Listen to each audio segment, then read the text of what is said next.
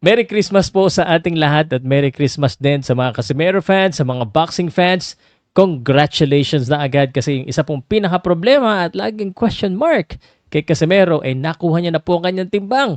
Mamaya papakita ko sa inyo yung video, pati na rin yung kay Kenneth Luber. Sasabihin ko rin sa inyo dito sa video na ito kung saan mapapanood yung laban ni Kenneth Luber. Yung kay Casimero sa tingin ko doon din mapapanood. At ang tanong ko nga lang, bakit kaya hanggang ngayon wala pa rin yung odds ng laban ni Casimero at saka nitong ni Misokochi sa mga site? Bakit kaya ganun? Ako po si Pao Salud ng Paco Sports. Peace!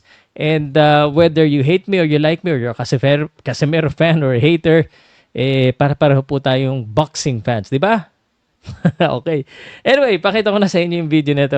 Ito po si Tommy Sokoshi at yun po yung kapatid niya. Oh. Ang layo naman. Medyo nahiya ka pa.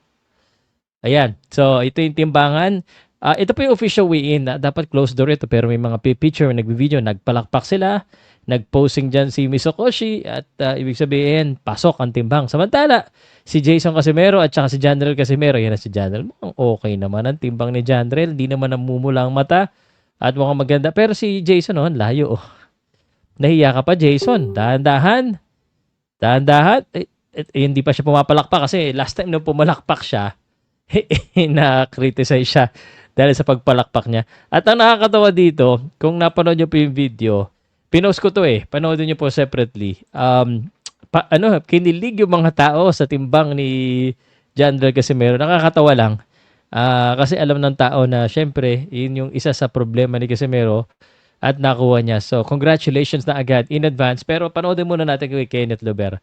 Kenneth Luber po, mas mauuna po yung laban Breaking ni Boxing News Casimero Pilipinas, ako kaysa po si kay Pao Kenneth Salud ng Luber. Paco Sports. Ibig At sabihin, ito po. mas main event or mas mataas yung laban ni Kenneth Luber. OPBF title po kasi yung laban ni Kenneth Luber.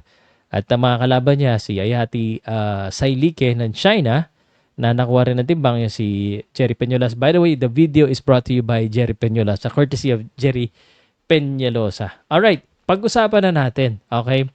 Para walang issue, walang problema, mag-usap nga tayo. So, yung laban po ni Casimero, syempre marami pa rin nag-aabang dyan. Unfortunately, it's not that big.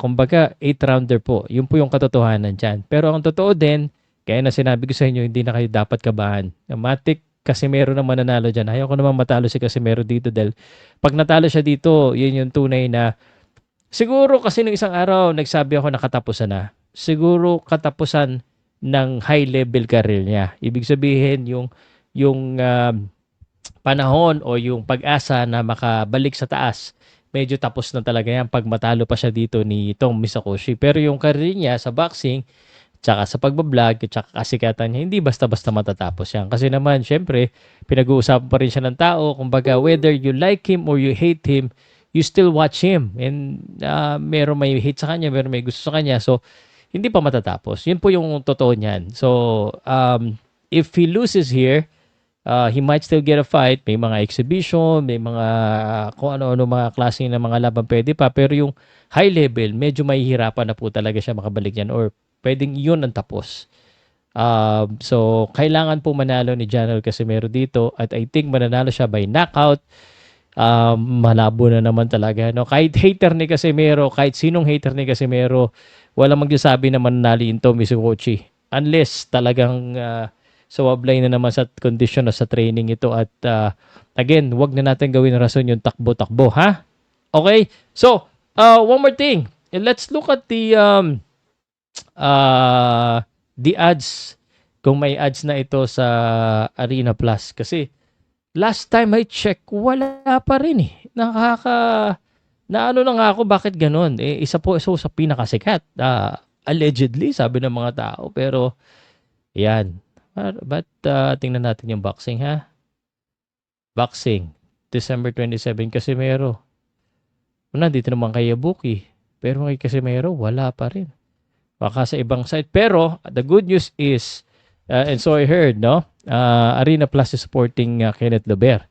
Dapat si Casimero din sinuportahan din natin. Parang ako, sinuportahan din ako ng Arena Plus. So, register kayo sa Arena Plus. Malay nyo, dyan natin mapanood at maging updated din yan. Sa tingin ko, baka mamaya-maya ng konti, i-update ko kayo kung lumabas na ba o hindi. But let me know on the comment section kung how do you feel about Casemiro. Again, holiday season ngayon. Kawawa naman yung mama. Suportahan muna natin ulit. Pagkatapos ng laban, saka na lang tayo ulit magsalita kung ano man yung mangyari. Pag nanalo, i-congratulate natin. Pag natalo, oh well, bahala na kayo. Kaya talaga ang buhay.